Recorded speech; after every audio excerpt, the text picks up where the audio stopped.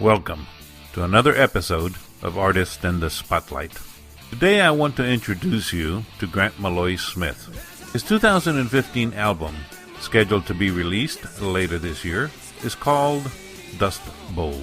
Straight from the time and place of the Great Dust Bowl of the 1930s comes the heartfelt stories, trials, tears, and ultimately triumphs of the human spirit. Grant Maloy Smith was born in Jacksonville, Florida, about 60 miles from the Georgia state line. His dad was a pilot in the U.S. Navy, so the family moved around a lot during Grant's childhood, living in Corpus Christi, Texas, San Diego, California, Pensacola, Florida, and finally, up in Rhode Island.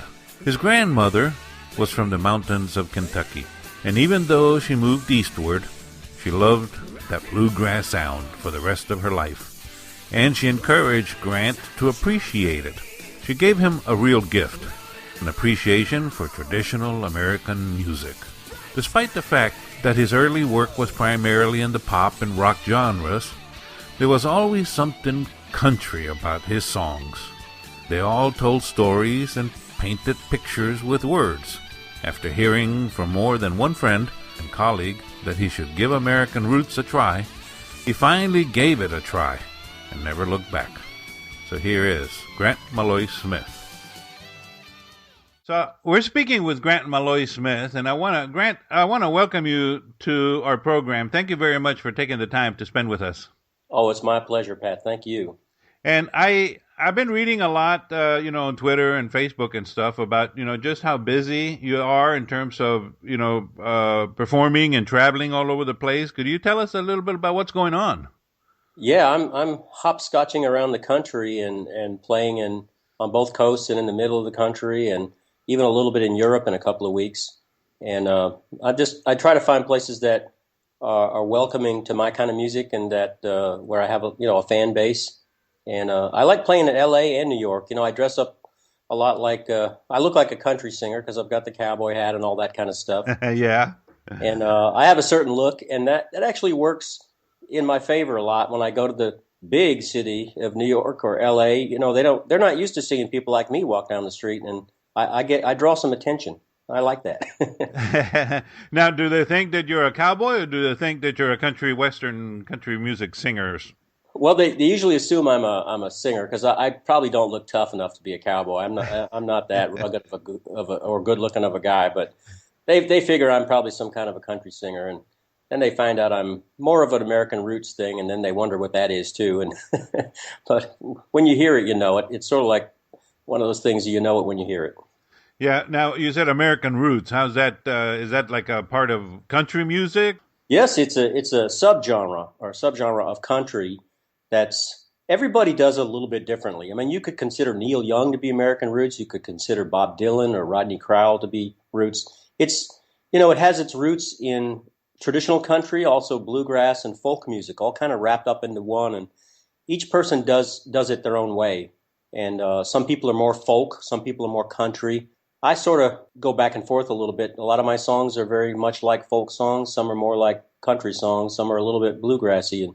And as you'll hear a little bit later when you play a couple that are good examples of that diversity. Yeah, in fact, even now we're hearing more and more of that country pop, and country rock. Right. I don't do any of that stuff, but that's what's popular today. That's not what I. Yeah, I mean you're a little more on the traditional side. Definitely. Yeah. So now, when you say you're traveling around the country, it's like what cities are you traveling to? Primarily New York and L.A. Those are my two big hot spots because there are the most places to play. But I like to play in the middle of the country too, where my kind of music is really more common. Like in Texas and in the Midwest and the Southeast and so on. It's like I played at South by Southwest a few months ago in Austin, and that was really a thrill of a lifetime for me to be able to do that, and just to be in that city in that week, that crazy week of South by Southwest. That was really something. Now, and what about Europe? You said you traveled to Europe as well. Yep. In fact, I was there in January. I did some shows in the Netherlands, where you wouldn't believe how much they like our country music and our American roots kind of music. You'd be shocked and amazed if you saw it. Really? Yeah, and England too. I'm going to go to England and I'm going to go to Austria next week. Not this week, but the week after. And then the week after that, I'm going to be in England. I'm going to do some shows in southern England. I know Ireland also is big on country music. Yeah, I can't wait to play there. And I have a lot of Scottish ancestry too, personally. And I would love. I've never even been to Scotland, but I really want to go up there and play too. That'll be a thrill. Now, who are they contacting you? Are you arranging all these? Do you have a manager or somebody that's putting all this together for you? How does that work? Well, at the moment, I've been doing it by myself, and to answer the first part of your question, it works both ways. Sometimes the venues reach out to me, or other times I reach out to them. And there's been sort of a third thing that's been happening a bit.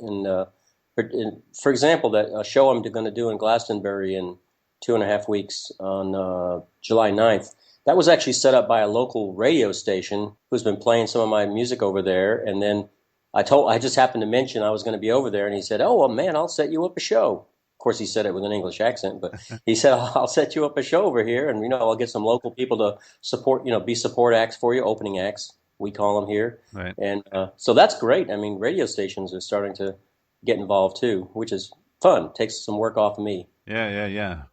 Good. Now, you are releasing a new EP, I understand. Yep, a whole album will be coming out in a few months. It's all set. It's called Dust Bowl, and so you could probably guess that it's set in the time and place of the Dust Bowl, which is back in the 1930s in Oklahoma, Texas, the high plains and the Great Plains of our country.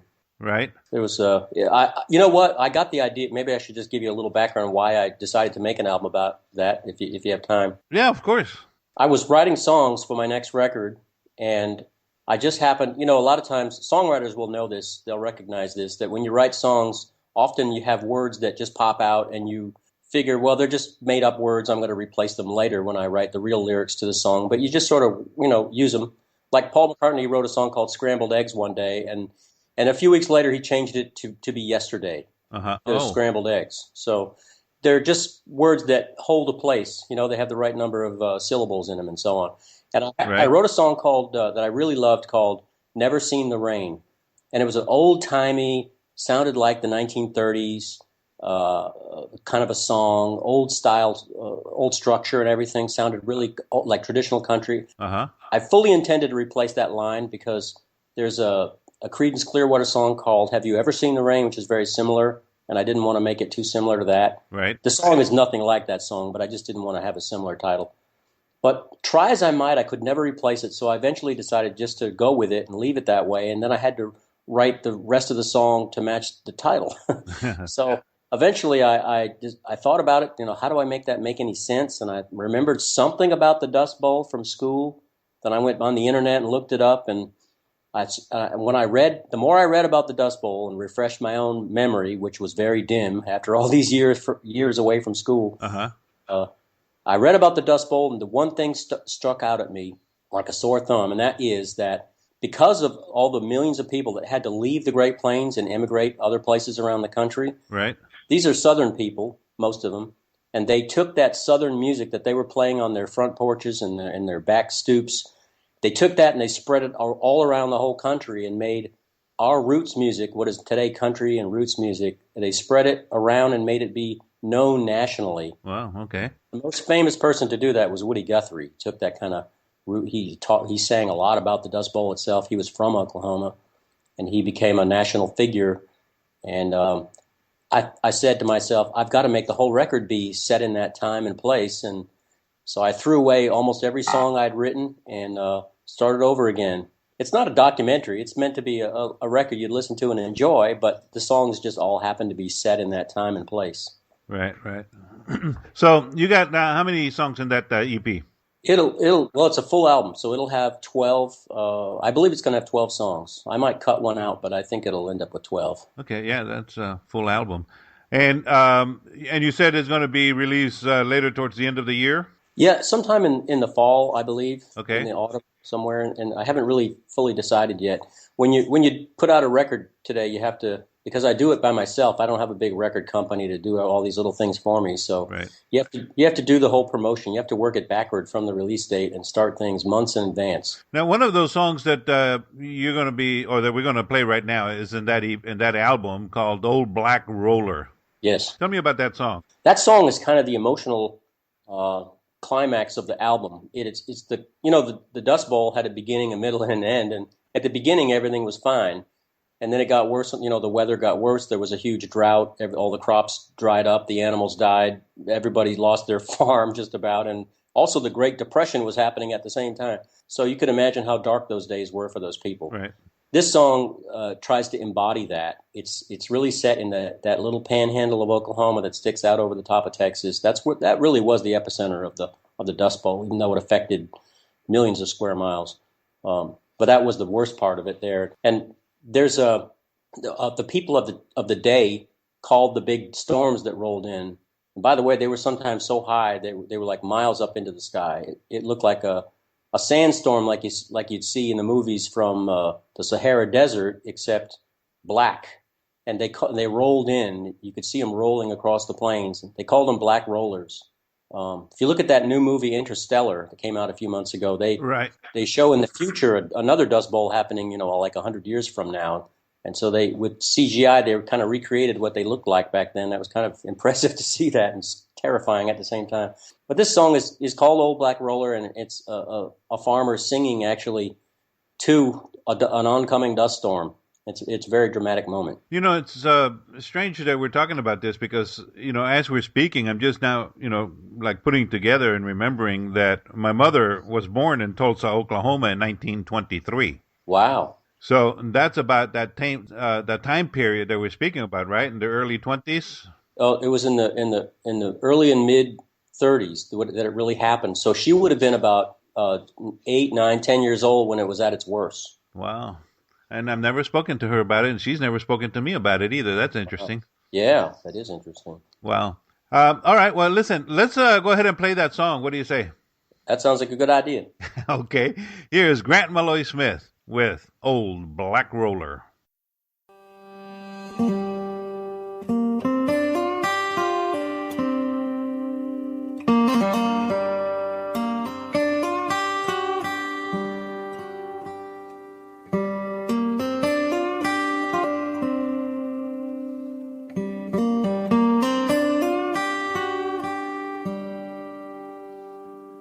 Old black roller, taller than the sky. Old black roller, he's angrier this time.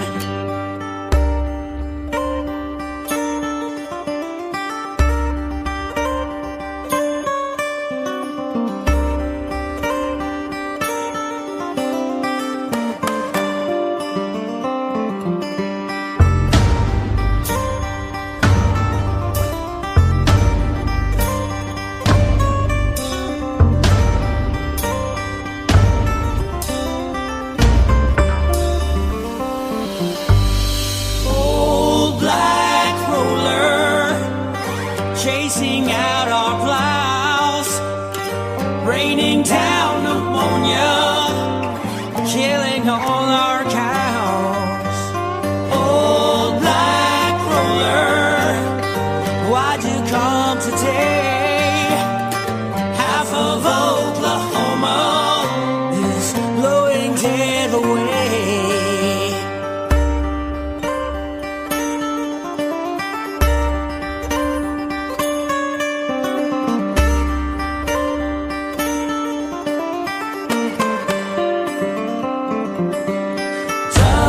Might choke us, Lord, let us prevail. We're from Oklahoma, where hard as horseshoe nails.